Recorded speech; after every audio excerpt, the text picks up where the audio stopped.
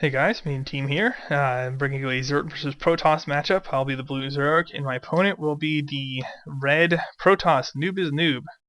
I checked this guy's ladder ratings, and he's around 1,350. So BNet matchmaking is taking my one base Zerg play seriously and giving me stronger opponents as I move up in ratings a little bit.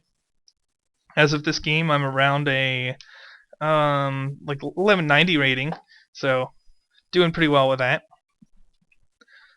And I've been practicing one base play, so let's tell you how it goes.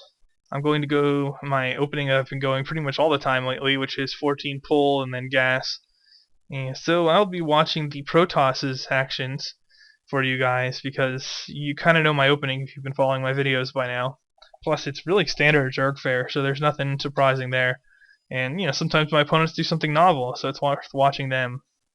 Nothing too amazing here, though. Got a pylon 12 gate. It is notable that he's not trying to block the ramp. I've had people try to tell me in the past that that would guarantee that you get owned by speedlings running into your mineral lines. But that's not really practical for the Zerg most of the time. But we'll see what happens in this game. Picks up some gas. Okay. There's a second pylon. Yeah. Really not a whole lot he's giving away in terms of strategy just yet. The key thing about the Protoss is whether they drop a second gateway or if they drop a cybernetics core. Drone over here at 13 is out fishing. Come on, man. Come on. Come on. APM, APM, APM, APM. There we go. I know 34 APM. It's hard, It's hard to actually do everything with 34 APM. So I'm struggling, right? There we go. And here he does drop a cybernetics core, and I am going to see that very shortly with my drone scout coming into his base. I'll also see a second gateway, so I reasonably assured of multi-gate play here.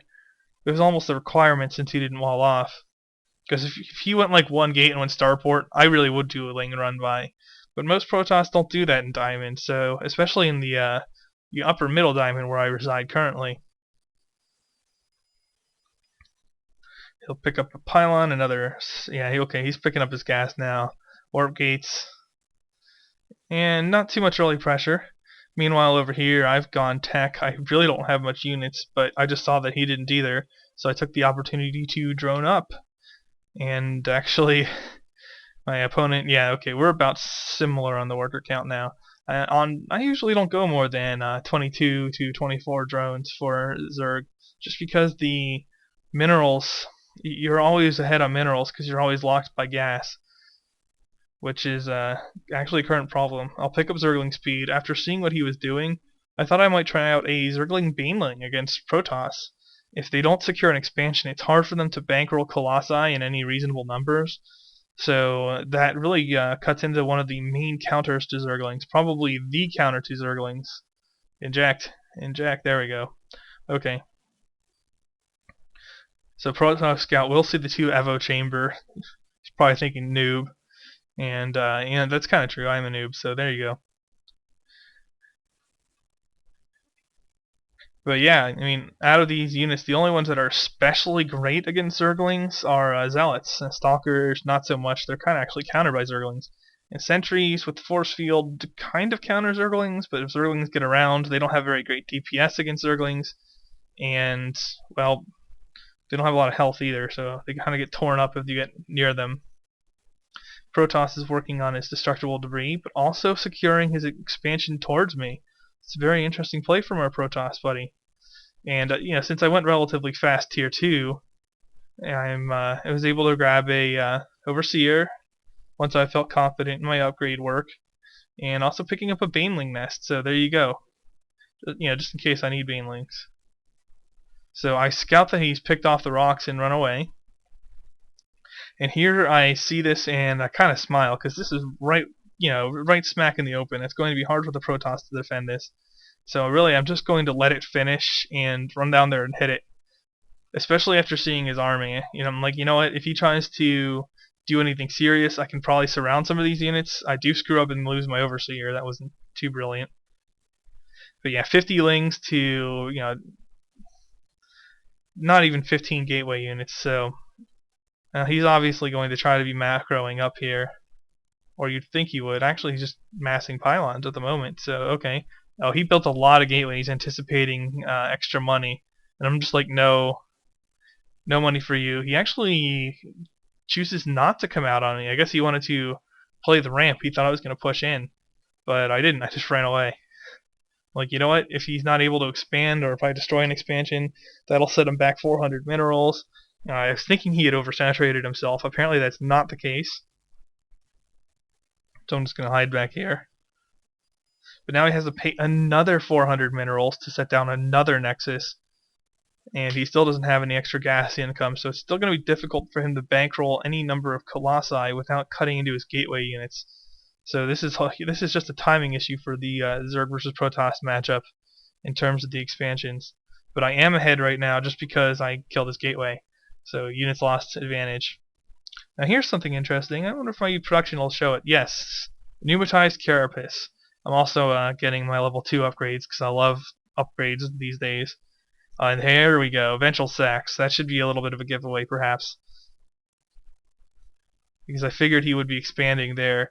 And even if he didn't, with these things, these sentries capable of force fielding the ramp choke, I just didn't want to deal with that. So I picked up the ventral sacks to give myself some more mobility. I know some players like Nidus Worms, but I like ventral sacks. I like having that kind of mobility. And plus, it's a little bit harder to see it coming. Well, it doesn't announce it when it pops out. I should say. So whatever. I do invest in some banelings. Banelings are not great versus zealots, but they're better against zealots than zerglings are. Apparently, I did not need them because my opponent went mysteriously heavy on the stalkers, despite the fact that he's seen all lings so far. All I've shown him are lings. Maybe he thinks I'm going mutiling or something. There we go. There's some more zealots. But I'm not going mutiling. I'm just going ling and baneling. So, okay. He actually gets an observer out, and this is something very interesting to me. I'm not sure if I can find it. Okay, here it is.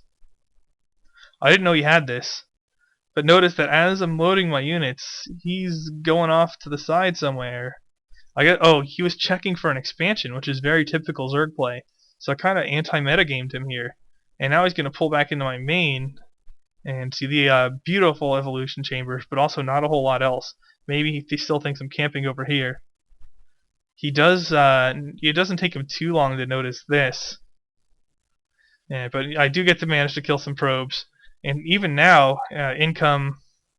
He is above me. But that's because of oversaturation here. Oh no, now he's dropped. So he was above me, but not for long enough for it to pay off. So doing pretty well in that regard.